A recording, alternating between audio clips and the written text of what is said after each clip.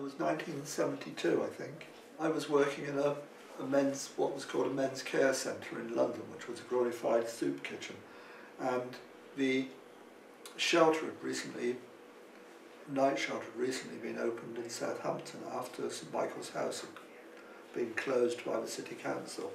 The council churches in Southampton got together and opened a night shelter in the church hall next to St James Church, hence the name St James Shelter, which was basically a church hall filled with beds. I took over running the shelter, and basically I would turn up every morning with the keys, open the shelter and throw everyone out, and go back in the evening and to arrange for cooking of food. So that's how I first got involved. It was 1998. I remember it vaguely, but I was living in Lyndhurst at the time, and I was drinking far too heavily, and I got turfed out of my lodgings, and I ended up in Southampton High Street with only the clothes I stood up in and a bottle of cider. And I met some guys in the doorway where I stayed the night, and then from that point on I lived rough on the streets for about 6 months. Ended up in the hospital, and from that day to this I'm grateful for Society St James.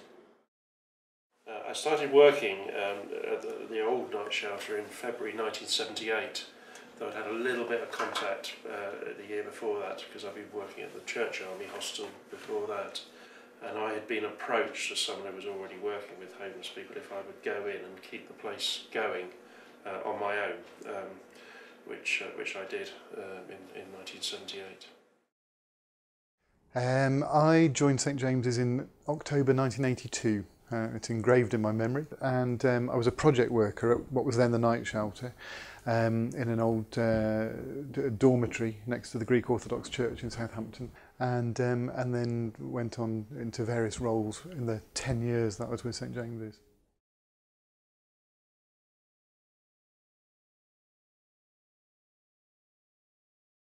It was quite a dive, really. Yeah, I suppose it had a feel of what you got off the telly as a sort of an army barrack. You go in and there's just 15 beds, 7 down one side, 8 down the other, big row of tables down the middle to eat on. But it was a church hall full of beds and stank of BO and old people sleeping, you know, and dirty blankets and so on and so forth.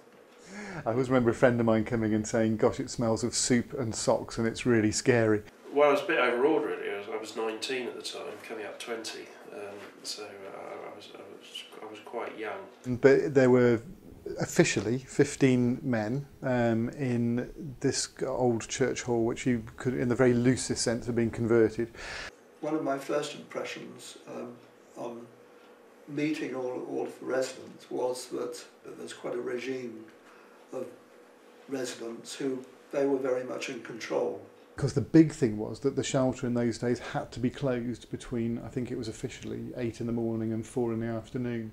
So we had to put people back out on the street because of the temporary planning permission that was temporarily renewed for 21 years in a row.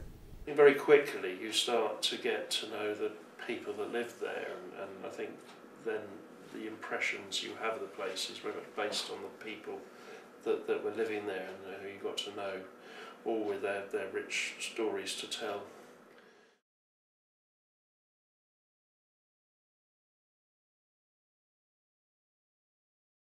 This was the first room I moved into on that frightful night they brought me back from the hospital, and I was in so much pain and agony, but I still had to wait and be interviewed before they let me go to bed.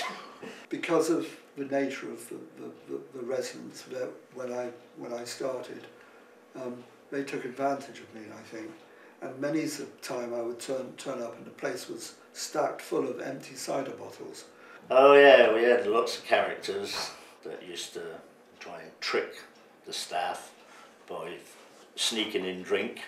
So to try and alter that, I used to sleep there overnight, and there was a sofa in the corner, and one night I was asleep on the sofa. I was woken up by some guy urinating on me. So I woke up covered in this guy's urine, and God, it stank. There was a guy who's long dead now, but called Patsy McDermott, who was lovingly known as the Lion of Bernard Street. And I just remember this lovely moment. I opened the door and Chris was at the door, and Patsy was having a huge row with Chris Rees. And Chris said, well, I'm sorry, Patsy, but you're not going to be able to come in, you're too drunk.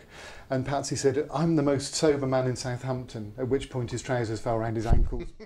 Doing the soup run, so every night when I first worked there, the men would be fed soup and bread, very nutritious soup and unlimited supply, but there's huge pot of soup, and we made gallons of it every night. The nuns would turn up every evening to help with the cooking, and many of the shelter residents were Irish origin, so were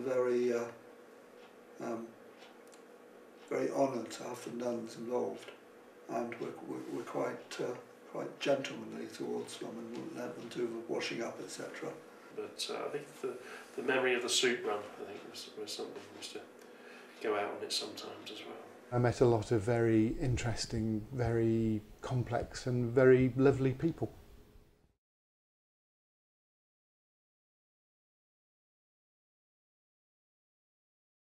Hopefully they'll still be going and helping people like me, and if anything that I can do or what St James do can help other people like me, even if it's only one, then it's all for the good.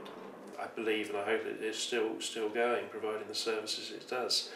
In an ideal world, we'd be closing St James's down because we wouldn't need it, and we'd all go and retrain as something else. I think it's moved a very long way from a night shelter filling a short-term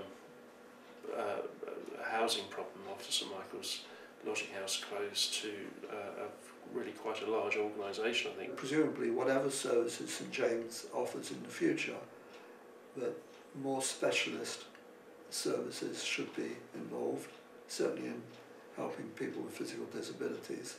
I guess I would hope that St James's does, over the next 40 years, what it's done, in my opinion, remarkably well in the last 40 years. I don't think that the needs for those services will go away. I think there will need to be provision for them, and I like to think St James will continue to be at the forefront of doing that, because I think it's done it very well over the years.